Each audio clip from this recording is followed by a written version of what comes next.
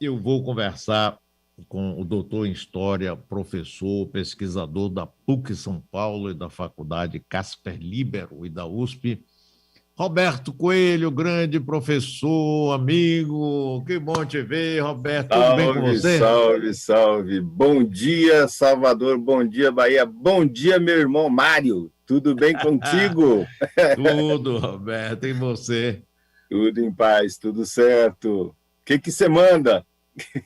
Roberto, a gente está vivendo essa pandemia, esse Ah, horror todo, santo mas Deus. eu acho que eu fiquei curioso, assim, querendo que a gente conversasse um pouco sobre a história das pandemias, de um modo geral, a Sim. história da humanidade, como é que foram as reações, se você traçasse assim um quadro para a gente não ficar só no dia a dia da vacina, da morte, do oxigênio. Entendeu, Roberto? É isso Então, aí. vamos pensar uma coisa que eu acho que é interessante. Já que você perdeu história, vamos contar um pouco de história. Isso. Vamos imaginar que nos dias de hoje nós tivéssemos o surto de tuberculose. Vamos falar disso? Vamos. Aí, vamos lá, o governo ia se juntar, ia dizer que a gente ia ter que tomar cuidado para fazer isso, para fazer aquilo. E vamos ficar em casa, né? Pois é. A tuberculose durou 100 anos e matou 1 bilhão de pessoas pelo mundo afora. Foi a pandemia que mais matou na história. Agora, imagina 100 anos preso dentro de casa. Então, começar essa história desse jeito. Vamos pegar alguma coisa mais leve, vai? Vamos pegar leve? E eu diria a você assim, pegando leve, tá? Gripe espanhola matou alguma coisa em torno de 50 milhões de pessoas. Na época, você podia dizer que ela contaminou 1/4 da população mundial. Se a gente pensasse hoje, ela teria contaminado alguma coisa em perto de 2 bilhões de pessoas no mundo. Então, essa foi a tal gripe espanhola. A peste negra, vamos mais atrás, lá, 1343, né? Você tinha aqui alguma coisa em torno de 1/3 da população mundial que morreu naquela época. Foi alguma coisa em torno de 200 milhões de pessoas num mundo que tinha não mais que 600 milhões de pessoas vivas. Levou 200 anos para a população mundial chegar de novo no mesmo patamar. Matou gente para caramba, né? Vamos falar outra coisa? Vamos lá. O tifo. Tifo é outro negócio super legal. Ele começou em 1918, terminou por ali, por volta de 22, e matou 3 milhões de pessoas. O cólera tem 142 mil pessoas mortas por ano. Por ano. Então é aquele negócio, pandemia, pandemia, pandemia. Vamos falar de pandemia? Então, estou falando aqui de pandemia, né? O nosso coronavírus matou até agora 2 milhões de pessoas em 2 anos. E ele mata cerca de 2 a 3% da população contaminada. Isso significa que perto de 97% das pessoas que são contaminadas por esse vírus voltam para casa. Então, veja lá, os números eles são terríveis, 2 milhões, mas perto de 1 bilhão, perto de 3 milhões, perto de 50 milhões, perto de 200 milhões, ele é um quissuco. Então, hoje a gente fica sabendo, na hora certa, quantas mortes tivemos agora. Acabamos de ter morte. Então, eu sei te dizer exatamente o quanto que tem de morte hoje no mundo.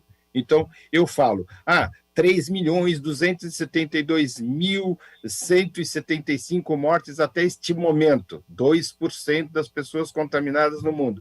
E aí? Só que, como você fica vendo isso toda hora, todo dia, toda hora, e se conversa sobre isso, estamos aqui nós conversando sobre isso, o que acontece? Você fica em pânico. Então, você não fica em pandemia, você fica em pânico. Morreu mais 1, morreu mais 2, morreu mais 4. E, claro, óbvio que sim. Imagine você se fosse a tuberculose. Ai, ai, ai. Roberto, como era a reação das populações atingidas? Pânico, terror, como é que era esse negócio? Então, vamos lá, a gripe espanhola, que é a mais bonitinha aqui, mais recente para a gente, o HIV, por exemplo, né? Mas vamos lá pegar a gripe espanhola. O que eles fizeram? Eles tomavam quinino, eles tomaram sol, eles colocaram máscara e eles foram para a rua. Mortos empilhados na porta de casa. Então, o que acontece? Como você não tem uma informação constante e direta, as pessoas têm um pouco mais de coragem de enfrentar a tal doença. Eu estou falando aqui, Katz, eu estou falando aqui de 1/4 da população contaminada. Basicamente, todo mundo pegou gripe espanhola. Você tinha, a cada 4 pessoas, uma pessoa com gripe. Isso foi terrível. Você está falando de uma população de perto de 500 milhões de pessoas contaminadas. É uma coisa maluca. Todo mundo pegou isso. Como que foi o enfrentamento? Toma sol, coloca a máscara, lava as mãos, tem a higiene e você está curado. Então, é a mesma coisa da tal cólera, né? Você tem 142 mil pessoas contaminadas todo ano e ninguém parou, ninguém fechou nada. Ou seja, se você mantém a higiene, lava as mãos, se você coloca a máscara, se a gente olhar os japoneses, os chineses, eles fazem isso há anos. Então, eu estou resfriado, eu me protejo para proteger você. Então, o que acontece? Você pode fazer uma série de coisas. O que acontece? Quer ver? Vou fazer um outro exemplo aqui. Quando a gente teve o HIV, aquele pânico todo, do que a gente faz agora, que todo mundo vai pegar AIDS, né? E aí veio as tais dos preventivos lá, e as pessoas até hoje não têm vacina, e até hoje as pessoas têm AIDS e vivem normalmente, saem na rua, cumprimentam, se abraçam, sem nenhum problema. Gripe suína, passou 18 mil pessoas e a gente teve uma vacina para tomar, e todo ano a gente vai lá e toma a vacina da gripe e está tudo certo, né? Então, eu acho o seguinte, como que as pessoas controlavam isso? Primeiro, a ideia de conhecimento sobre, ela demorava mais para chegar.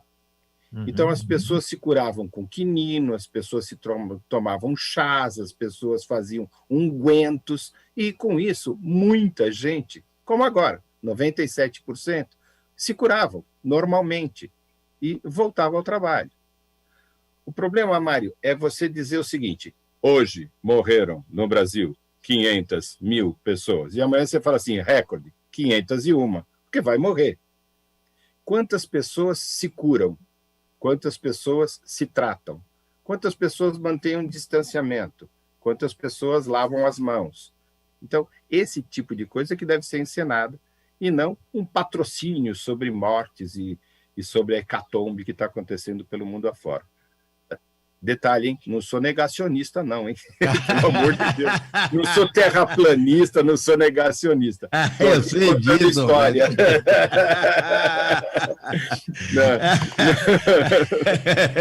Já imaginou? Vamos falar que eu sou terraplanista, vamos falar que eu sou negacionista. Já estão falando aqui. Nada disso, olha aí. Eu sou a favor da vacina, eu sou a favor do distanciamento, eu sou a favor de você se tratar com absoluta certeza, né? Mas, gente, se você pegar cólera, se você pegar varíola, né? Varíola levou 300 milhões de pessoas embora. Então, se você pegar outras tantas pandemias, que é o que você está me perguntando, o coronavírus fica coitadinho, ele fica no final da fila pedindo bala, né? Então, tá, eu não sei quanto tempo vai durar isso, né? Espero que rápido, bravo, né? Mas é uma coisa interessante de você olhar, porque você tem que ter uma visão maior, né?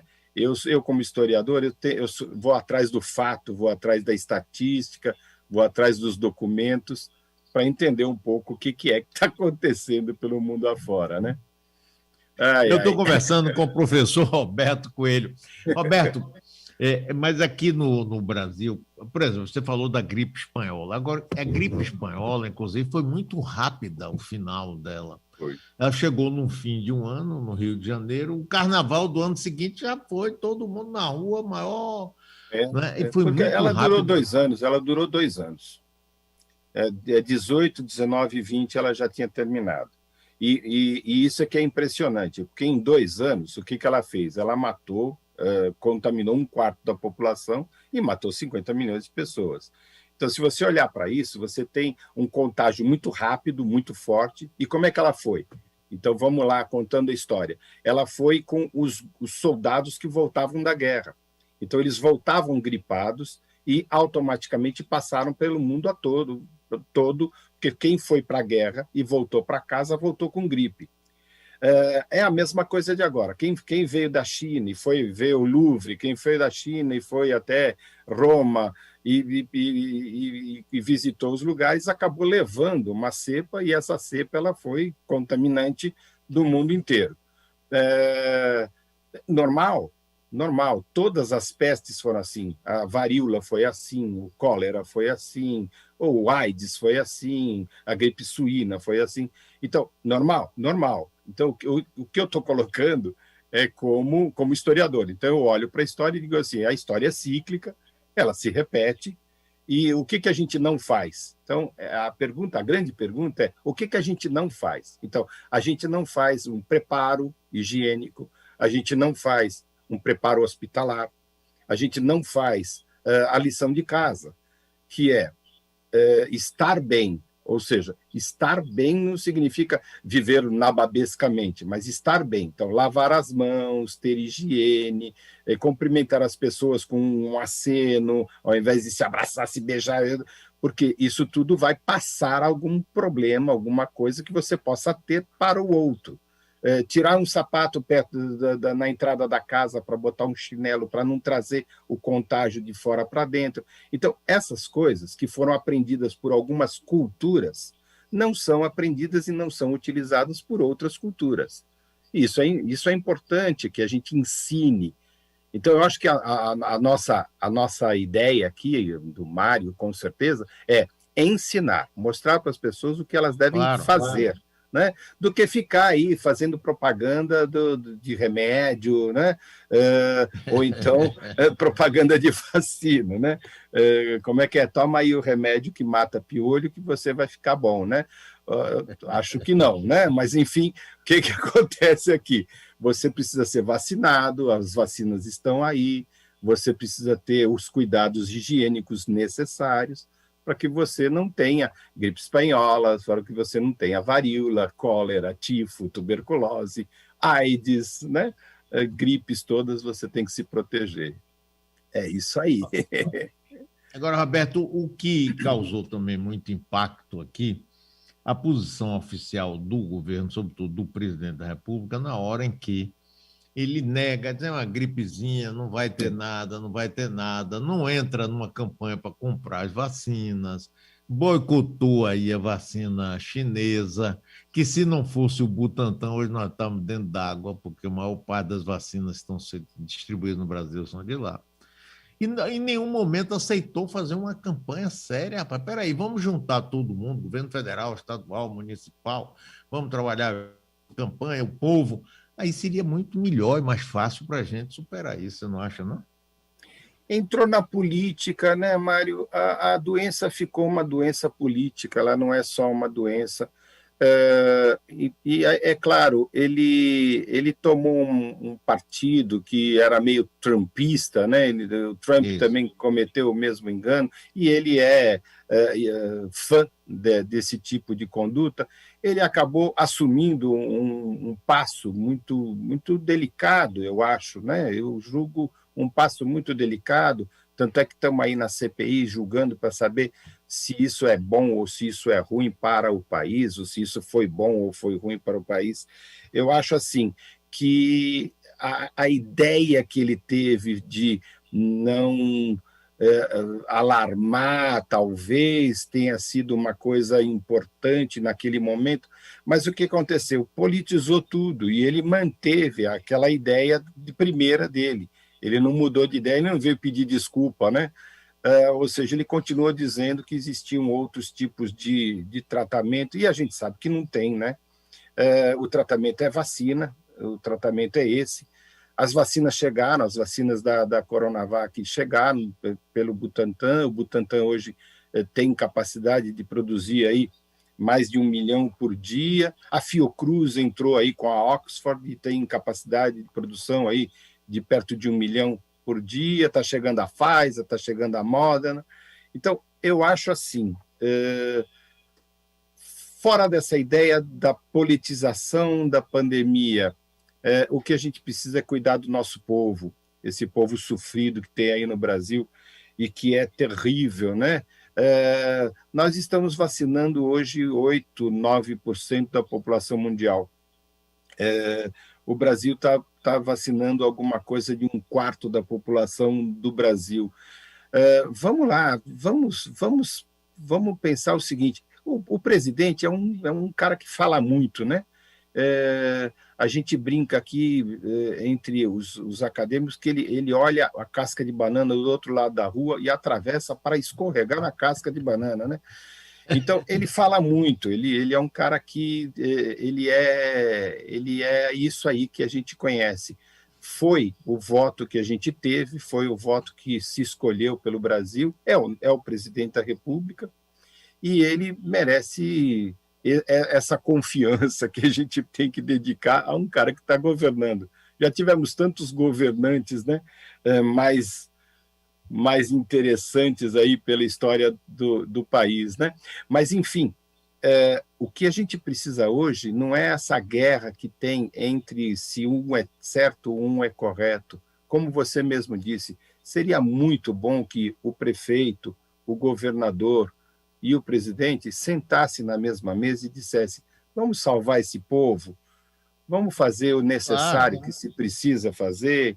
Então, vamos construir. Tivemos 1 ano para construir hospitais ou terminar hospitais que já estão semi-prontos e colocar esse povo para trabalhar, para salvar vidas. Mas não, a gente fica brigando se a cor da blusa do Mário é de fato verde ou seria uma cor meio avermelhada. Não tem cabimento um negócio desse. É isso que eu penso. Eu gosto muito de olhar sempre distanciados dessa ideia política para poder olhar o que está acontecendo de fato, né?